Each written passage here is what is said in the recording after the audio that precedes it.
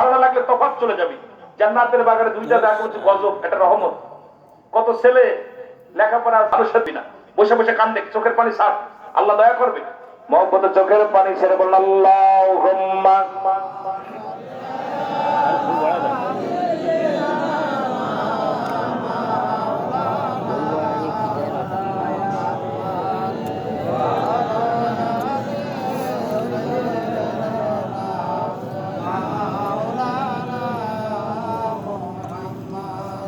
একটু মহব্বত বলে আল্লাহুম্মা সাল্লি আলা।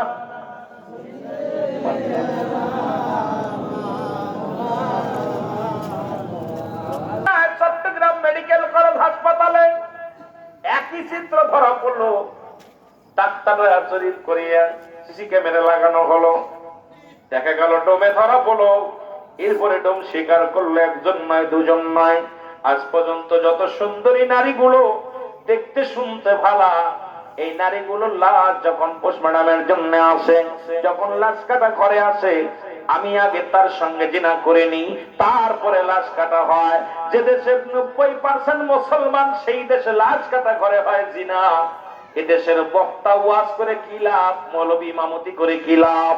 আজকে বড় টুপির বাহাদুরি করো, বড় জুব্বার বাহাদুরি করো, মিথ্যা বললে এখনই আমার বিচার করবেন। ফেসবুকে যান, নেটে যান। আজকে বাংলাদেশের ঢাকা মেডিকেল কলেজে জিনা হয়, মরা মানুষের সঙ্গে জিনা হয়।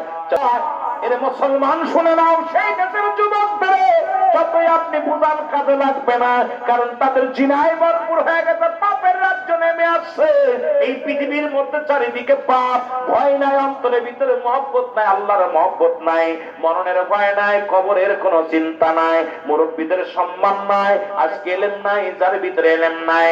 এই জন্য আমাদের মুসলমান শুনে নাও, শুনে নাও, হযরত ওমর ফারুক রাদিয়াল্লাহু তাআলা আনহুর কদমের মধ্যে একটা বৃদ্ধা তার সন্তানকে হাত ধরে টেনে নিয়ে আসলেন, ডাকতে বলে আমিনুল মুমিনিন, এইটা আমার সন্তান, বিচার করা লাগবে। জোরে বল আল্লাহু আকবার।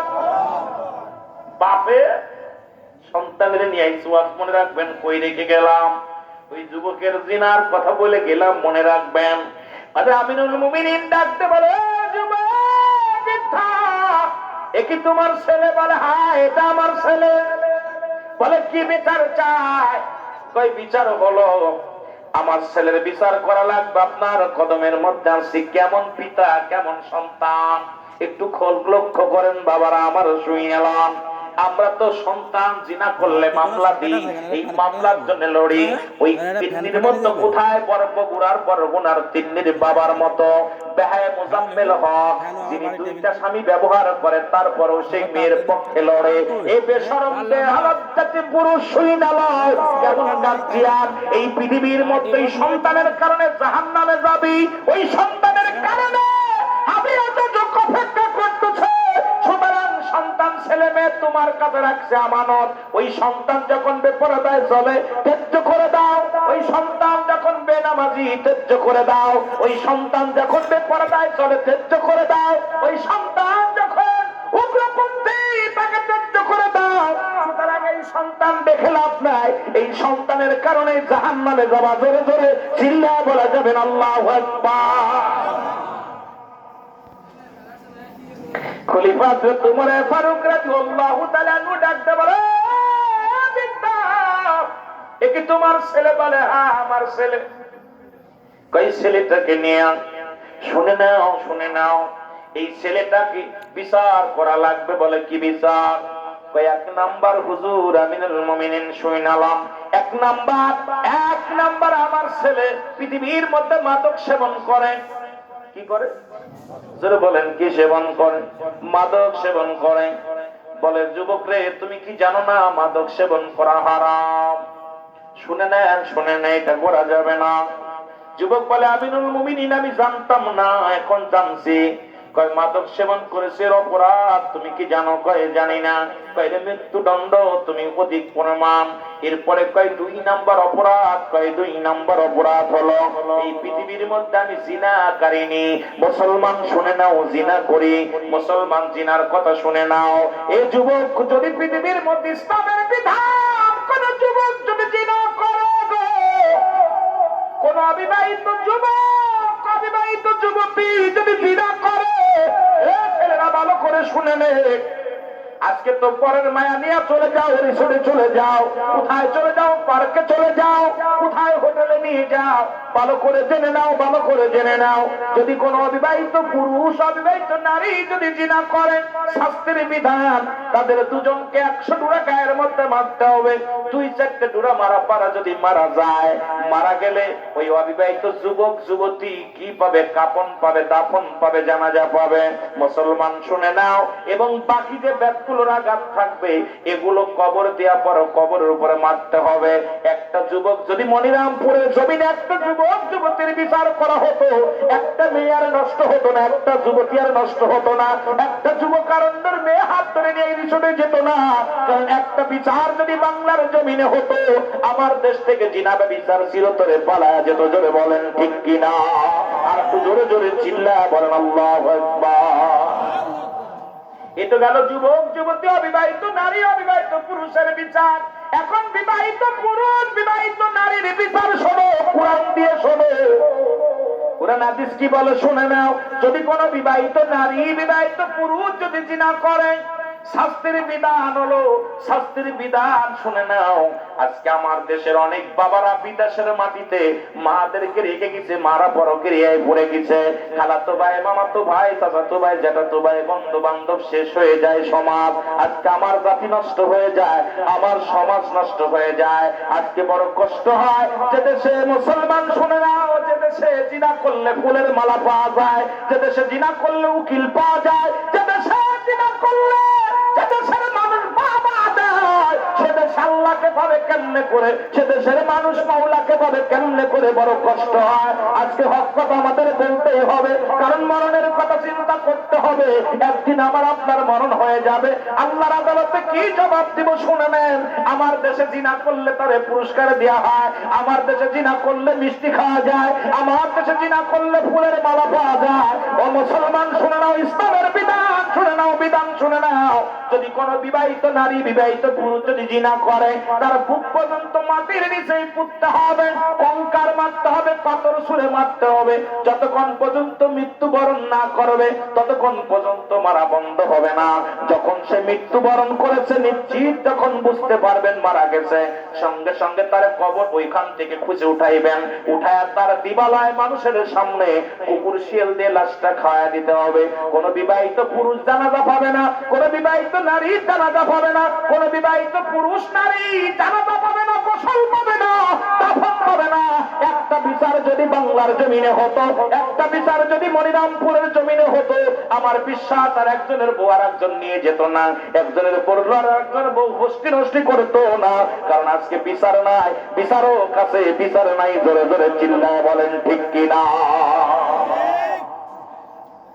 বিবাহিত পুরুষ বিবাহিত নারী জিনা করলে তার সর্বনিম্ন শাস্তি হলো মৃত্যুদণ্ড। এই বিবাহিত নারীরা জিনা করলে তার কোনো মাপ নাই, আর তার কবর হবে না, তার কোথাও দাফন দেওয়া যাবে না, তার কাফন পরানো যাবে না, তার গোসল করানো যাবে না, তাকে কুকুর শিয়াল দেখায় যাবে লাশটা। আজকে আমার দেশে জিনা করে বাইর হলে ফুলের মালা পায় গলায়। যারা বলেন ঠিক কিনা? হায় রে দেশ, হায় রে দেশ, বড় কষ্ট লাগে। আমার দেশের আমার বাবারা জিনা করে যায়, আদালতে উকিল ধরে সারানোর জন্য। শাস্তির বিধান যার কবরে দেওয়া যাবে না, যার মাটি হবে না, তাকে মাটি দেওয়া যাবে না, জানাজা পড়া যাবে না, গোসল করানো যাবে না। এদেশে কি ওয়াজ করবো? ওয়াজ করার মতো আছে পরিষদ? কথা বলেন দেখেন। ওয়াজ করতেছি, ওয়াজ আওয়াজ একটা মনোরম একটা ব্যবসা, ওয়াজ করে বিনা পুঁজির ব্যবসা। আয়া গালি গালাজ করলে এরেও ধরলে কিছু মোটা অঙ্কের মাল পাওয়া যায়, আর বক্তা ভাইরাল হলে মাল পাওয়া যায়, অনেক মাল পাওয়া যায়। এটা দ্বারা দুনিয়া কামানো যায়, আখিরাত কামানো সম্ভব না। এই দেশে সবচেয়ে বড় কষ্ট, যে দেশে 90% মুসলমান, সে দেশে প্রতিনিয়ত জিনা ব্যভিচার, বাবার লগে সন্তান অপকর্ম করছে, সন্তানের লগে বাবা অপকর্ম করছে। এই কথাগুলো শুনলে কষ্ট লাগে না? কথা বলেন না কেন? কথা কয় না কেন? এতে কষ্ট থাকতে পারে না।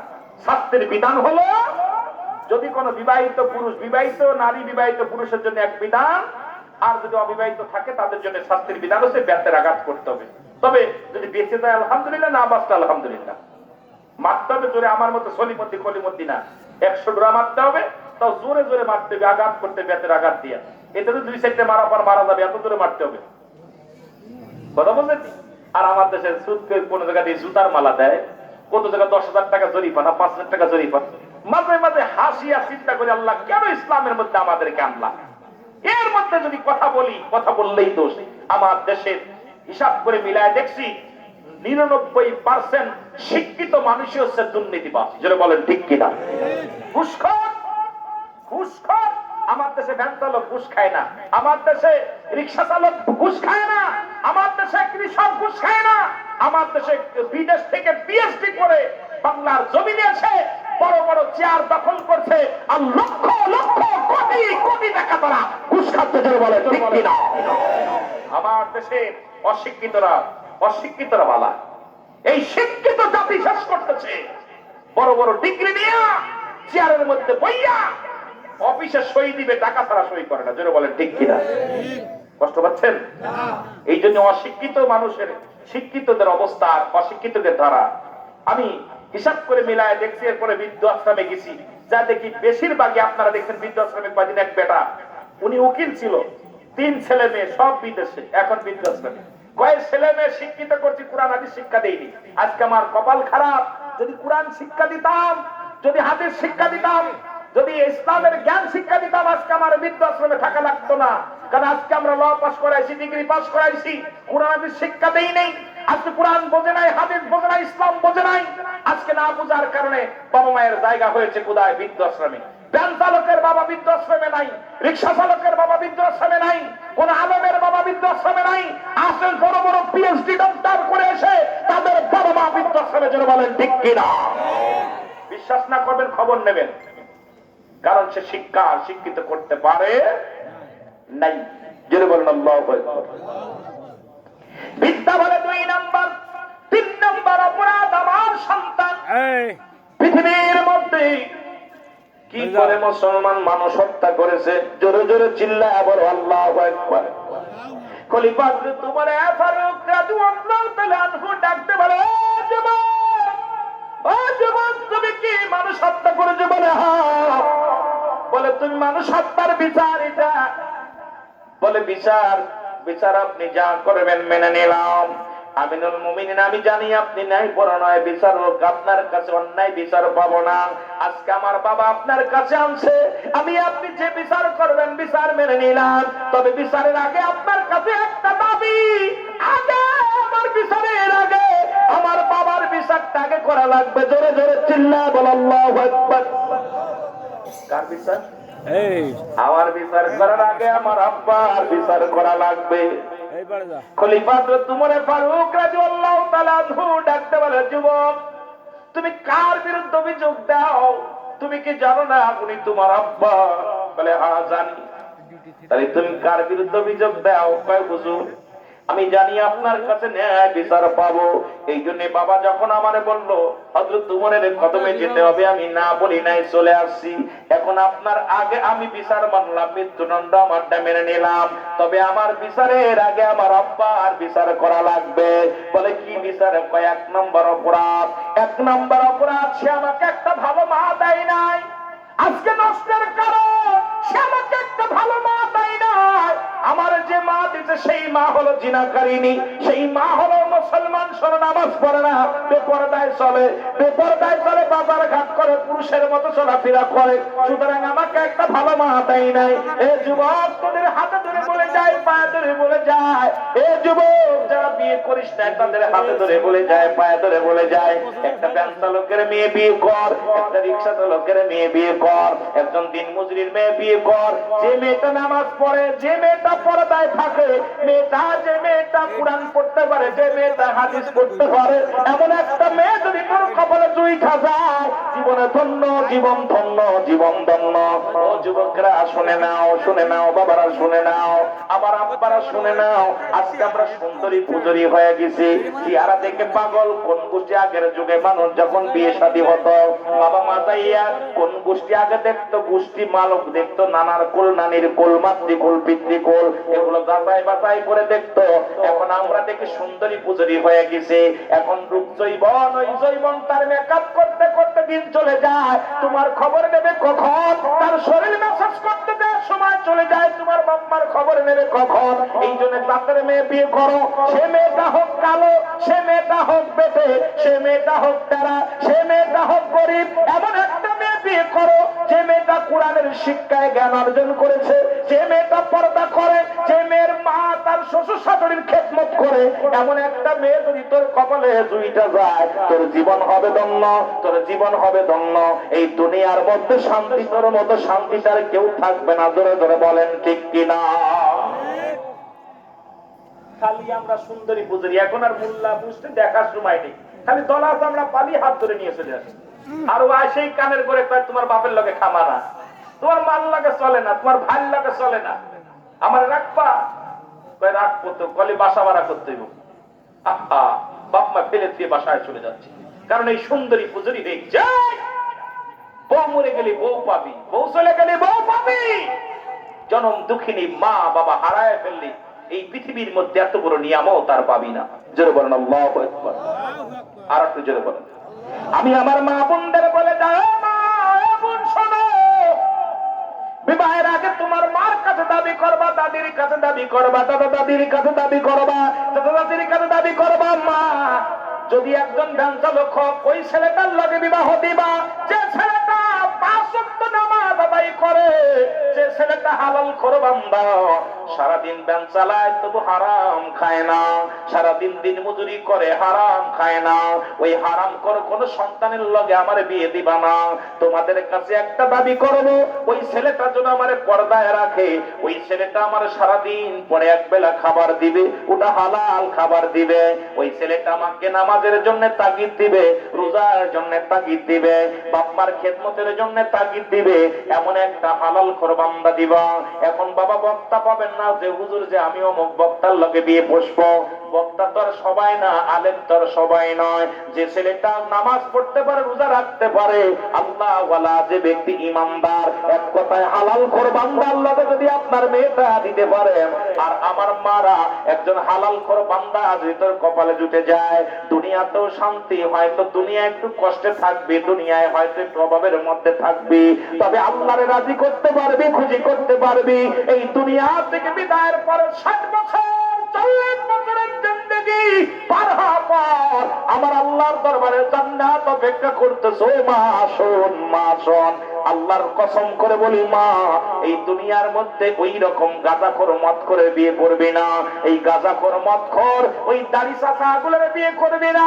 যে ব্যক্তি দাড়ির মধ্যে খুর লাগাই নাই, যে ব্যক্তি দুনিয়ার মধ্যে আল্লাহর ভয়, তার মধ্যে তাওয়াক্কুল আছে, যার মধ্যে রাসূলের প্রেম আছে, যে ব্যক্তি হালাল খোর বান্দা, এমন একটা স্বামী তোরা ছেড়ে নে মারে। দুনিয়াতে শান্তি পাবি, দুনিয়াতেও শান্তি পাবি, পরপারেও শান্তি পাবি। জোরে জোরে চিল্লায়া বলেন ঠিক কিনা? আমরা এখন মেয়ে বিয়ে দিয়ে সময় জিগে কতটা বেতন? ৭৫,০০০। মায়ের শাড়ি তো ৭৫,০০০ টাকা। ৭৫,০০০ টাকা বেতন পায়া স্পেশাল গাড়ি দিয়ে চলে কেমনে? স্পেশাল বাড়ি বানাই কেমনে? ওর বেতন হলো 20,০০০ টাকা। আমার দেশে পিয়নের বাড়ি, পিয়নের গাড়ি বাড়ি সব আছে। আপনারা শুনলে অবাক হবেন, পিয়নের 5টা বাড়ি। পিয়নের যখন রাজক ধরেছে তখন দেখছে পিয়নের 5টা বাড়ি। যে দেশে বেতন হলো মাত্র 17,০০০ টাকা। তার মেয়ের স্পেশাল গাড়ি, বউর স্পেশাল গাড়ি, ছেলের স্পেশাল গাড়ি, তার স্পেশাল গাড়ি। কথা বলছেন? ও কত বড় হারামখোর! এই জন্যই আমি সরকারের কাছে করজোরে দাবি করবো, আল্লাহর রাস্তায় এই সমস্ত গুলো ধরেন, প্রতিটা মন্ত্রণালয় ধরেন। এই সুদখোর ঘুষখোরের জন্য দেশটা শেষ। আমার দেশের কৃষক কষ্ট পায়, আমার দেশে পরিবারের ঘাম ছড়ায় কষ্ট পায়।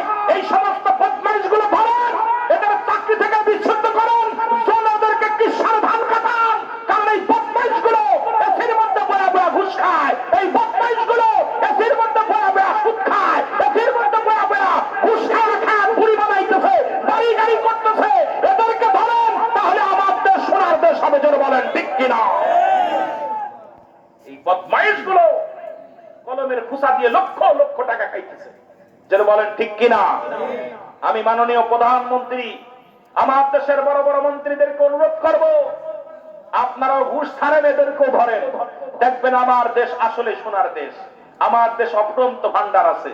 শুধু আমাদের এই দুর্নীতিবাজদের জন্য, যে দেশে পিয়নের 5টা বাড়ি হয়, যে দেশে মৌরির 5টা বাড়ি হয়, যে দেশে একজন পুলিশের বড় বড় বাড়ি গাড়ি হয়, যে দেশে একজন সিপার বড় বড় গাড়ি বাড়ি হয়, সাধারণ একটা চাকরি করতে পারলেই কোটি কোটি টাকার মালিক হওয়া যায়। কোথা থেকে আসে এগুলো? ধরেন, চলে বলেন ঠিক কিনা? এগুলো ধরেন, দেখবেন আসছেন খালি আলেম ওলামা ধরার জন্য। এগুলো বাদ দিয়া এগুলো ধরেন, কাজে লাগবে। যেটা বলেন ঠিক কিনা? দেশ চলবে না, আমার দেশ সোনার দেশ, সোনার মতোই চলবে। দুইটা দেশ, একটা হলো সোনার বাংলা, একটা সোনার মদিনা। যেহেতু মদিনায় অফুরন্ত ভান্ডার আছে, সোনার বাংলা অফুরন্ত ভান্ডার আছে। আমার গত কয়েকদিন আগে কিশোরগঞ্জে গিয়েছিলাম মাহফিল করতে, দেখলাম এত পরিমাণ ধান হয়েছে। এরপরে আপনাদের এখানে আসতে যে কয়েকদিন আগে বাগারপাড়া মাহফিল করতে এসে দেখলাম আপনার এই মাগুরা থেকে আসতে আর পড়ার ভিতর দিয়ে যে দুই পাশে যে ধান দেখলাম, আমার মন বললো এই ধানটা যদি বাংলাদেশের মানুষ ঠিক মতো খাইতে পারে 10 টাকা চাউল কেজি হবে। এই ধানগুলো সবার গুদমে সবাই কিনে কিনে লাট মেরে রাখতেছে, গরিবের রক্ত শুষে খাচ্ছে বড় লোকরা। এইগুলো মানুষকে যারা কষ্ট দেয়, এদেরকে ধরেন। মানুষের 10 টাকা কেজি চাউল এটা থাকে চেয়ারম্যানের ঘরের খাটার নিচে। বাংলাদেশের সোয়াবিনের তেলের খনি পাওয়া যায়, অন্য দেশে আর আমার দেশে সোয়াবিনের খনি পাওয়া যায় চেয়ারম্যানের খাটার নিচে। যারা বলেন ঠিক কিনা? দেশ থেকে দুর্নীতি দূর করবেন কেমনে? গরিব মানুষের 2 কেজি আটা এটাও চুরি করে, গরিব মানুষকে 2 কেজি চাল খাওয়াবে, এটা চেয়ারম্যান চুরি করেছে, এমপি সাহেব চুরি করতেছে, মন্ত্রী চুরি করতেছে। যারা বলেন ঠিক কিনা? হয়তো আমার বিরুদ্ধে অভিযোগ হবে, পরোয়া করি না, কারণ রুহুল আমিন সিদ্দিকী নিজেকে ভয় করে না, মরণের ভয় করি না। আসছে দুনিয়ায়, হয় আজ না হয় কাল। যেটা বলেন ঠিক কিনা? এই দুর্নীতিবাজ গুলো একা একা চলে না। দেখবেন চলতে গেলে সামনে 10 খান পুলিশের গাড়ি, পিছনে 10 খান পুলিশের গাড়ি। কেন? কেন লাগবে? কেন লাগবে? কারণ আপনি দুর্নীতিবাজ, আপনি ঘুষখোর, আপনি দুর্নীতিবাজ। এই জন্য আপনার একা চলতে পারেন না। আর ইমানদার একা চলে, ইমানদারের ভয় নাই, ইমানদার মরণকে ভয় করে না। কিন্তু ভোটের আগে তো এসব পাজরায় ধরে। ভোটের আগে আমি ওরে বাবারে, আব্বা মা খালা ফুফু যারা যা পায় তারাই ধরে। নির্বাচনের পরে ওনার কাজ গাড়ির কাছে যাওয়া যায়, গাড়িতে ঘষা লাগবে, গাড়ি তো হাত দেওয়া যায় না। কথা বলেন না কেন? ঠিক কিনা? আর নির্বাচনের আগে আরে পাজরায় ধরে, আরে বাবারে বাবা, আব্বা দাদা খালা ফুফু নানা বাবি কত যা আছে। আর নির্বাচনের পরে এগুলো খুঁজে পাওয়া যায় না। এই জন্য আমি অনুরোধ করবো, এই দুর্নীতিবাজ গুলো আমাদেরকে ধরতে হবে আগে। এই সমস্ত ঘুষখোর, আশ্চর্য হয়ে গেছি, দেখলাম অন্য দেশের তেলের খনি পাওয়া যায়, আমার দেশের তেলের খনি চেয়ারম্যানের খাটের নিচে পাওয়া যায়। আসা না মিশা? কথা বল না কেন? আপনাদের এই মনিরামপুর এক ইউনিয়নে নাম বললে শুন বুঝবেন, আপনার 350 বস্তা চাউল পাওয়া গেছে, উনি খাটের নিচেই কি করছে, বত্ত পেরে মাটি রে বাড়ির পাশে পাঁচিল কইরা ভিতরে শুয়ে দিছে। কথা বুঝছেন? আহা, কত বড় দুর্নীতিবাজ, কত বড় বাটপা। গরিবকে যারা শোষণ, গরিবের যারা শোষণ করে, আল্লাহ গজব তাদের মধ্যে এসে পড়ে। জোরে বলেন ঠিক কিনা? আরো জোরে বলেন ঠিক কিনা? হে মুসলমান, গভীর মনোযোগ দিয়ে কথা বলতেছিলাম। মুমিনুল মুমিনিন, সে আমার একটা ভালো মা দেয় নাই। এই জন্য আমি আপনাদের কাছে অনুরোধ করব, যারা বিয়ে করেছেন তারা তো ঠকে গেছেন, তবে দোয়া করি আল্লাহ তাদের হেদায়েত দান করুন। যারা বিয়ে করেন না আজকে তওবা করে যাবেন। আল্লাহ আল্লাহ আমাদেরকে একটা ইমানদার খাঁটি আল্লাহ ওয়ালা বিবি জুঠায়া দিও। জোরে জোরে বলো না আমিন। আরো জোরে বলো আমিন। আরো জোরে বলো না। হুজুর ওগুলো ভালো লাগে না, পর্দা করা ভালো লাগে না, সুলা কলা ভালো লাগে, যেটার পরে মাসি পড়ে সুলা কলা সেরি লিপস্টিক মিলিস্টিক লাগাইয়া আজকে আসতে পর দেখলাম কয়েক সেরি মাহফিলে আসতে পর দেখলাম নজরে পড়ছে আমার। হুজুর এগুলো দেখছেন নি? দেখে এগুলো লিপস্টিক মাহফিলে এসে চুল ছেড়ে দিয়ে লিপস্টিক টিপস্টিক লাগাইয়া মাহফিলে আসতেছে। বদগুলো গুয়ে মাছি সব জায়গা পড়ে। গুয়ে মাছি দেখবেন ময়লার পরেও পড়ে, মধুর পরেও পড়ে। পদ্মমাছি জীবনে ময়লার পরে পড়তে দেখবেন না, জোরে বলেন ঠিক কিনা? মৌমাছি কোনোদিন দেখছেন পায়খানার পর পড়ছে? পদ্মমাছি পড়তে দেখছেন? তা মুসলমান হয়ে গেছি গুয়ে মাছি, ওরা গানও শুনতে যায়, ওয়াজেও আসে, মসজিদেও যায়, মন্দিরেও যায়, জোরে বলেন ঠিক কিনা? অবস্থা খারাপ, অবস্থা খুব খারাপ। কষ্ট হচ্ছে আপনাদের? এই কষ্ট হচ্ছে, ছেড়া দিব, ছেড়া দিব। কষ্ট আপনাদের আওয়াজ নাই, তার মানে মনে হচ্ছে ক্ষুধা লাগছে। খাবার হয়েছে, কথা কয় না কেন? খাওয়া হয়েছে না? রাত্রে নিয়ে আসেন, বাইরের ক্ষুধা লাগছে। আল্লাহ কত বড় দয়া করে জানেন, বৃষ্টি আসে নাই, এটা নিয়ামত না আমাদের জন্য, কত বড় সুযোগ দিছে। আমিন বলেন, আমিন বলেন, আরো জোরে বলেন। ও দেশের ভাই রে, বল না কোথায় যাই রে, একটু শান্তি বল কোথায় গেলে পাই রে, জোরে বলেন ঠিক কিনা? আরো জোরে বলেন ঠিক কিনা? পাম্পে তেল নাই, যুবকের কাম নাই, মরিচি ঝাল নাই, নবাব বাড়ি নবাব নাই, চারিদিকে দেখে শুধু নাই কিছু নাই রে। ও দেশের ভাই রে, বল না কোথায় যাই রে, একটু শান্তি বল কোথায় গেলে পাই রে, জোরে বলেন ঠিক কিনা? পাম্পে তেল নাই, মরিচি ঝাল নাই, মরিচ এখন মিষ্টি, কতক্ষণ ঠিক কিনা? মরিচ মিষ্টি লাগে না? কতক্ষণ না কেন? এখন কি মরিচ বেড়েছে, খালি মিষ্টি লাগে, পাকা পাকা মরিচ তাও গালের মধ্যে মিষ্টি। ও দেশের ভাই রে, বল না কোথায় যাই রে, একটু শান্তি বল কোথায় গেলে পাই রে। পাম্পে তেল নাই, মরিচি ঝাল নাই, নবাব বাড়ি নবাব নাই, যুবকের কাম নাই, চারিদিকে দেখে শুধু নাই কিছু নাই রে, চারিদিকে দেখে শুধু নাই কিছু নাই রে। ও দেশের ভাই রে, বল না কোথায় যাই রে, একটু শান্তি বল কোথায় গেলে পাই রে। মসজিদে গেলে পারে শান্তি খুঁজে পাই রে, পিতা মাতার খেদমত করলে শান্তি খুঁজে পাই রে, ওলি আল্লাহ দরবারে গেলে শান্তি খুঁজে পাই রে, যদি বলে নামাজ পড়লে পারে শান্তি খুঁজে পাই রে, মাহফিলে গেলে পারে শান্তি খুঁজে পাই রে, জোরে বলেন ঠিক কিনা? শান্তির জায়গা না গেলে শান্তি পাওয়া যাবে? কথা মুসলমান গভীর মনোযোগ। 2 নম্বর অপরাধ, আমার মা বাবা আমার একটা ভালো নাম দেয় নাই। আল্লাহু আকবার বলেন। সে আমার একটা ভালো নাম দেয় নাই, নাম দিছে লালটু বল্টু। কিয়ামতের ময়দানে নামের ওসিলাও আমার আল্লাহ বান্দারে পার করবে, বান্দি পার হয়ে যাবে। এখন নামগুলো, ওরে মুসলমান, এখন নাম আর এখন ডাকা লাগে না, নাম রাখছে বিয়ের রাত্রেই নাম রাখা সারা। বাসর ঘরে যাইয়া, বাসর ঘরে যে স্বামী স্ত্রী কয়, স্বামীরে কয় রুহুল আমিন, কয় কি? কয় রুহুল আমিন রে, যদি আমার একটা মেয়ে হয় নাম রাখবো কারিনা। কথা কয় না করে। এবার স্বামী কয় নার্গিস রে, কি? কয় যদি আমার একটা ছেলে হয় নাম রাখবো শাহরুখ খান। কি খান? কি খান? ওরে এখনো মিলন হয় না। কমলপুরা ওযু কর, গায়ে নামাজ নিয়ে বয়, কোরআন শরীফ নিয়ে বয়। যদি কোরআন না পড়তে পারেন, বয়া 2 রাকাত নফল নামাজ পড়ে আল্লাহর কাছে কান্দে কার বলে, আল্লাহ আমি অপরাধী, তুমি একটা মেয়েকে আমার হাতে ধরে দিস, আমি যেন তার সতীত্ব রক্ষা করতে পারি, তাকে যেন পর্দায় রাখতে পারি, তার জন্য হেফাজত করতে পারি।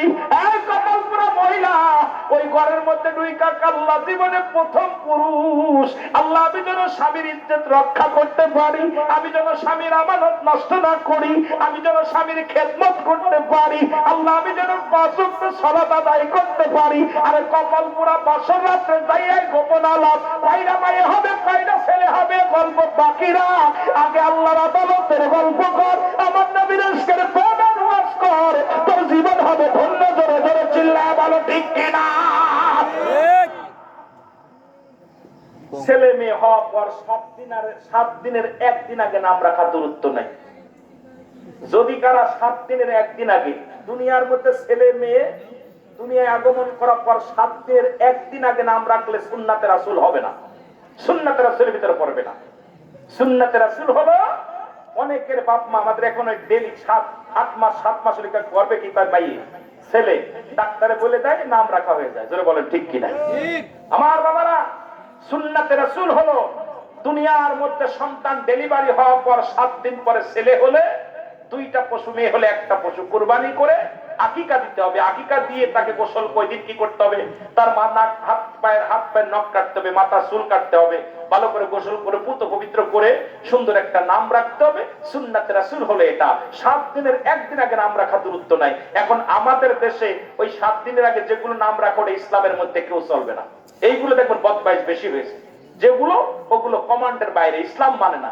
আর ওই আজান দেখেন, ওর কানে তো কোরআন হাদিস শোনে নাই। আজান আমাদের দেশে অনেক মন্ত্রী বলছে আজান দিলে নাকি বেশ্যে যেমন খদ্দের তালাশ করে, আমাদের এক মন্ত্রী বলছে যে বেশ্যে যেমন খদ্দের তালাশ করে তদ্রূপ আমার দেশে আজান দিলে মনে হয় সেই রকম। নাউজুবিল্লাহ বলেন না, এরা জোরে বলেন।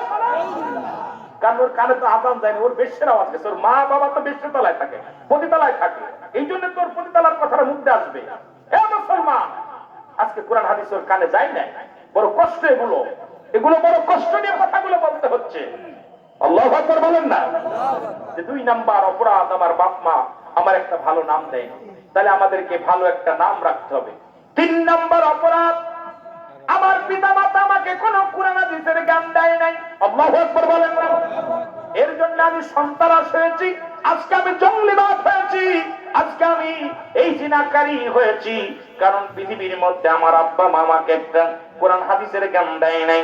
ছেলে মেয়ে যখন দুনিয়ার মধ্যে আগমন করবে, নিম্নতর তারে 10টা সূরা শিখাইবেন, 10-20টা তারে কি হাদিস শিখাবেন, তারা জানাজার নিয়ম শিখাবেন, জানাজার নিয়ত করে শিখাইবেন।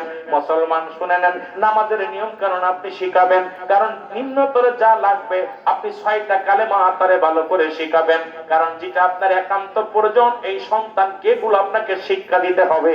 এই জ্ঞান যদি আপনি না দিতে পারেন, আল্লাহর আদালতে আপনি ধরা পড়ে যাবেন। শুধু কুকুর শিয়ালের মতো বাচ্চা বানাইলেন, পশু পাখির মতো বাচ্চা বানাইলেন, তারে কোনো কোরআনের জ্ঞান দিলেন না, তারে কোনো হাদিসের জ্ঞান দিলেন না, আল্লাহর আদালত থেকে বাঁচতে পারবেন না। বড় আলেম বানানোর প্রয়োজন নাই, বড় মুক্তি বানানোর প্রয়োজন নাই, সর্বনিম্ন তাকে হালাল হারাম বোঝার মতো ক্ষমতা তারে দান করাতে সেই জ্ঞান দিতে হবে। তাকে নামাজের যে বিধানগুলো আছে, সূরা কিরাতগুলো সহি শুদ্ধভাবে পড়তে পারে সেই জ্ঞান তাকে শিখাইতে হবে। জানাজার নামাজ পড়তে পারে সেই নিয়ম কানুনগুলো আপনাকে শিখাইতে হবে। মুসলমান এগুলো শিক্ষা যদি না দেন, আল্লাহর আদালতে আপনি ধরা পড়ে যাবেন। জোরে জোরে চিল্লায় বলা যাবেন আল্লাহু আকবার। আর একটু জোরে বলেন আল্লাহু আকবার। কথা বুঝেন নাই? কথা বুঝেন? আপনাদের অনুরোধ করবো আপনাদেরকে যে আপনার ছেলে মেয়েকে কোরআন হাদিস শিক্ষা দেন। নিজের সন্তান, রাব্বির হামহুমা কামা রাব্বায়ানি সগীরা। ওরে ভাই, আপনার সন্তানের যেটুকু মায়া লাগবে আপনার জন্য আমার মায়া লাগবে না। আমি হয়তো 500 টাকা পেয়ে একটু কান্না, মায়া কান্না দিয়ে যাবো। টাকা পাইছি পকেটে একটু বেশি, একটু জোরে কান পানে, কম পাইলে একটু কম কান পানে। কিন্তু নিজের কলিজার টুকরা সন্তান বাবারে যখন কবরে শোয়া দিবে, মারে যখন কবরে শোয়া দিবে, ওর কলিজাটা ছিদ্র হয়ে যাবে। ওর কবরের পাশে তার আল্লাহ, আমি কি হারাইলাম, কি হারাইলাম। সুতরাং আপনাদের সন্তানকে কোরআন হাদিসের জ্ঞান শিক্ষা দিতে হবে। জোরে বলেন ঠিক কিনা? বাইরে রিজিকের মালিক আল্লাহ, রিজিকের মালিক আল্লাহ। যে আপনি মৌলবী হলে খাতি পাবে না, এটা হবে না। এই চিন্তা মাথা থেকে সরেন। আপনাদেরকে আমাদেরকে অনুরোধ করব, আমার তরিকাতের ভাইরা যারা আছেন তাদের কাছে আমি দাবি করব যে আপনাদের ছেলে নাতিদেরকে কোরআন শিক্ষা দেন, মাদ্রাসায় লেখাপড়া করান। মাদ্রাসায় দিয়ে আজকে ইঞ্জিনিয়ার, ডিসি, এসপি, ডিসি, মন্ত্রী সবই হচ্ছে, কিন্তু মাঝখানে আপনার ছেলে নামাজ পড়া শিখতেছে, আপনার ছেলে কোরআন সহি শুদ্ধভাবে পড়া শিখতেছে, আপনার ছেলে হাদিস কোরআনের পরে জ্ঞান থাকতেছে, হারাম হালাল গুলো বেঁচে খাওয়ার মতো ক্ষমতা আছে। কারণ এই দুনিয়ায় সন্তানের কারণে আমরা জাহান্নামে চলে যাব। আল্লাহ আমাদের বোঝার তৌফিক দান করুক, সকল বলুন আমিন। এ মুসলমান শুনে নাও, খলিফা তোমার ফারুক ডাকতে বলে, মিথ্যা, তুমি তোমার মৃত্যুর জন্য প্রস্তুতি হয়ে যাও, সন্তান নষ্টের জন্য তুমি দায়ী। বিদ্যা বলে, আমিনুল মুমিনিন,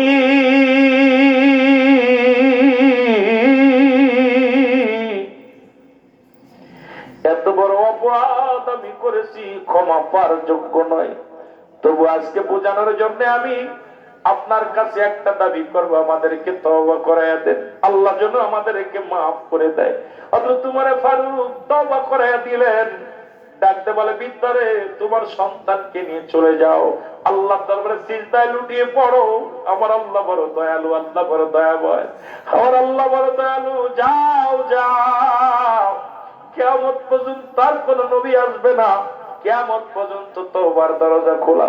বিদ্যারে তোমার সন্তান কলিজার টুকরা নিয়ে ওই সিজদায় জমিনের মধ্যে লুটিয়ে পড়ো, আমার আল্লাহ যেন তোমাদেরকে ক্ষমা করে দেয়। জোরে জোরে বলো না আমিন। আর একটু জোরে জোরে চিল্লায়া বলেন আল্লাহু আকবার।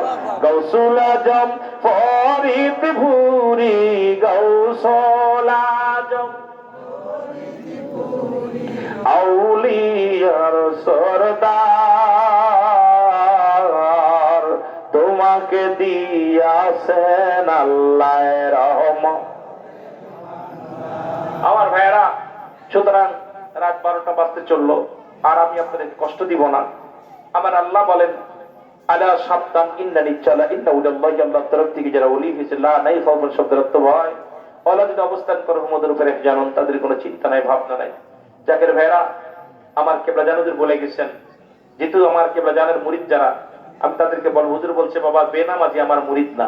আপনাদেরকে অনুরোধ করবো, যারা নামাজ পড়েন না আট্টসি তারা যাবেন না, যারা নামাজ পড়েন না তারা আট্টসি যাবেন না, যারা ঘুষ সুদ খান তারা আট্টসি যাবেন না, যারা জিনা ব্যভিচার করেন তারা আট্টসি যাবেন না, যাদের চরিত্র কন্ট্রোল করতে পারেন নাই তারা আট্টসি যাবেন না। এটা আমি আপনাদের কাছে দাবি করে যাব। যারা এখনো ইমান শরিয়াতের বিধান মেনে চলতে পারেন না তারা আট্টসি যাবেন না। আমার পীর কেবলা জান শরিয়াতের কোন রকম ছাড়েন নাই, শরিয়াতের পায়বন্দি ছিলেন, শরিয়াত তরিকত হাকিকত মারেফাত এই চার খানদানে ভরপুর ছিলেন। হুজুর বলছে বাবা এই তরিকা পীরের খাসলাতে খাসলাত ধরতে হবে। সুতরাং আপনি নামাজ পড়েন না আপনার পীরের দুর্নাম হয়, আপনি যখন শরিয়াতের বিধান মানেন না আপনার পীরের দুর্নাম হয়। সুতরাং আপনাদের অনুরোধ করব, যে পীরের কাছে যান না কেন, নামাজ ব্যতীত, নামাজ একমাত্র কাফের এবং মুসলমানদের মধ্যে পার্থক্য হলো নামাজ। যারা নামাজ পড়েন না কোনো পীরের দরবারে যে লাভ নাই। এই নামাজ, অনেকে নামাজ না পড়া ওরা বাতাসের উপর দিয়ে উড়ে যাবে, আপনার পানির উপর দিয়ে ভেসে যাবে, দেখবেন ডুববে না। ওরা ভণ্ড ভণ্ড ভণ্ড। পীর কেবলা জান বলছে বাবা দেখবেন অনেক ভণ্ড আছে, তারা নামাজ পড়ে না কিন্তু পানির উপর দিয়ে ভেসে যায়, কিন্তু ওরা ভণ্ড বাবা, ওদেরকে দেখে আপনারা ভুলে যাবেন না। এই বলো না, ওরা গজল গাবে। তা বিশেষ করে এরা ভণ্ড। হুজুর কেবলা জান বলছে বাবা শুধু তাই নয়, যারা দেখবেন পানির উপর দিয়ে ভেসে যাচ্ছে কিন্তু নামাজ পড়ে না, শরিয়াতের বিধান মানে না, বাবা ওরাও ভণ্ড। সাবধান, শেষ জামানায় কিছু মুনাফিক ধোঁকাবাজ আসবে, তারা আপনাদেরকে ঈমান হরণ করার জন্য এরকম আপনাদের পায়তারা করবে। সাবধান হবেন বাবা, পীরের খাসলাতে খাসলাত ধরবেন, হুজুর নিজে বলে গেছেন। সুতরাং আমার পীর কেবলা জান শেষ জীবনে এসেও জামাতে আসে, আমার পীর কেবলা আযান দিলেই হাওয়া করে কাঁদতেন, জামাতে চলে আসতেন। ওই হুইল চেয়ার পারক ঠেলে ঠেলে আজমের বলতে, আজমের আমার নিয়ে যাওয়া যায় নামাজে। আমার হুজুর পাক জামাতে না আসে, নামাজ না পড়ে শান্তি পেত না। সুতরাং আমি জাকের ভাইদেরকে বলবো, আপনারা 5 ওয়াক্ত নামাজ জামাতের সাথে আদায় করবেন। আল্লাহ বুঝার তৌফিক দান করুক, আমল করার তৌফিক দান করুক, সকল বলেন আমিন। এসেছেন যত নবী সকলের ইমাম, সালাম তোমায় গো নবী, হাজারো সালাম নবী।